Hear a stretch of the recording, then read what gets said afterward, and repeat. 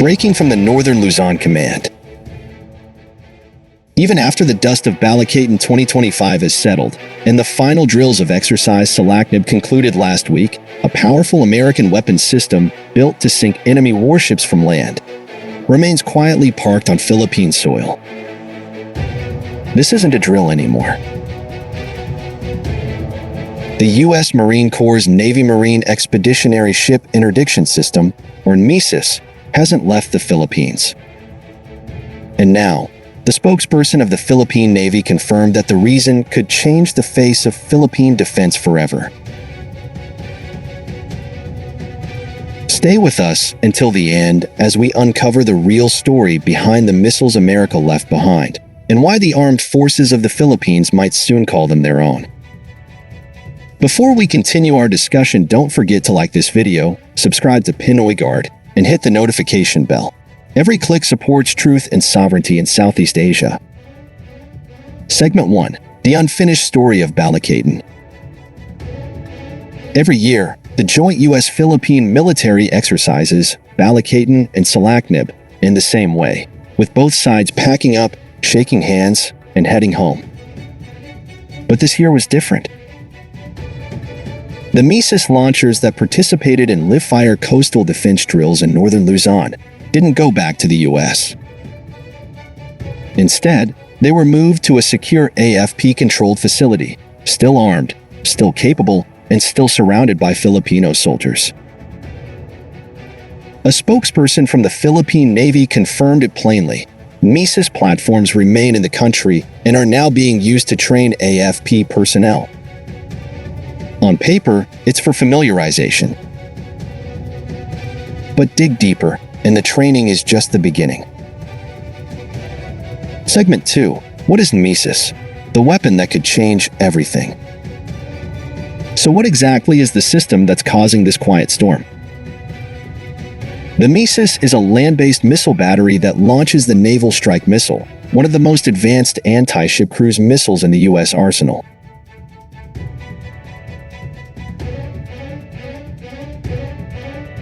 Each missile can travel over 185 kilometers, flying at sea-skimming altitude to evade detection, then executing a complex flight path to outmaneuver ship defenses. Its mission? Sink hostile warships before they even get close to shore. What makes NMESIS especially unique is that it's mounted on a remotely operated Joint Light Tactical Vehicle, essentially an unmanned missile truck that allows Filipino forces to fire on targets without exposing themselves to return fire. This is not just another weapon system. It's a game-changer, one designed for distributed coastal warfare, just like what the AFP is preparing for under Horizon 3. Segment 3. The Quiet Pivot. Why the missiles haven't left. Now here's where things get interesting. Multiple sources inside the AFP and DND have confirmed to Pinoy Guard that talks are underway quietly, but seriously, about acquiring several NMESIS batteries from the United States. While publicly, officials emphasize training and interoperability, the extended stay of these missile systems appears to be a trial run for possible permanent deployment. It's not unusual for training to precede acquisition. The Philippine Air Force followed a similar approach with the FA-50 Black Hawk and HIMARS evaluations. But this time, it's different. Why? Because these missiles are not just for training. They are positioned in northern Luzon, pointed at the most dangerous maritime flashpoint in the region, the Bashi Channel in the northern West Philippine Sea. This is about China. Segment 4. Geopolitics of the Bashi Channel. To understand the full picture, we need to look north, to the Bashi Channel, the narrow maritime passage between Taiwan and the Philippines. It's one of the most strategically critical choke points in Asia, and perhaps the world. In the event of a conflict in the Taiwan Strait or escalation in the South China Sea, Chinese naval forces would almost certainly attempt to pass through this area to gain strategic advantage. For years, the Philippines has lacked the ability to defend this crucial region. But now, with NMESIS, that could change.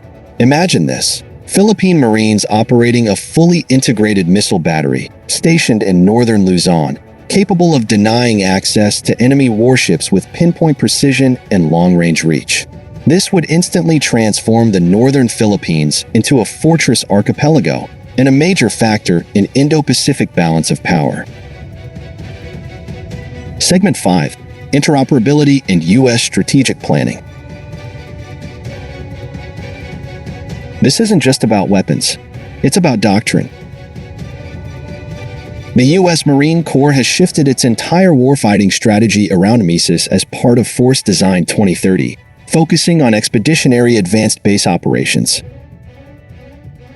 By aligning with this strategy, the AFP can plug directly into joint U.S.-Philippine operations, from targeting data to logistics.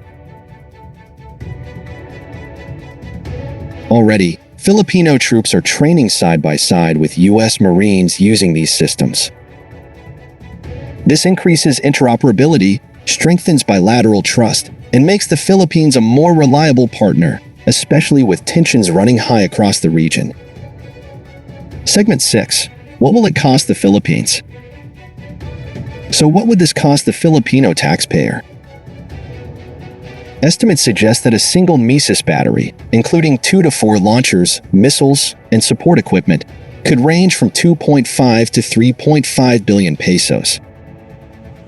That's a serious investment. But for a system that could deny access to Chinese destroyers and landing ships, the return on investment is enormous. It also supports President Marcos Jr.'s broader strategy of enhancing external defense, strengthening alliances, and upgrading AFP capabilities under Rehorizon 3.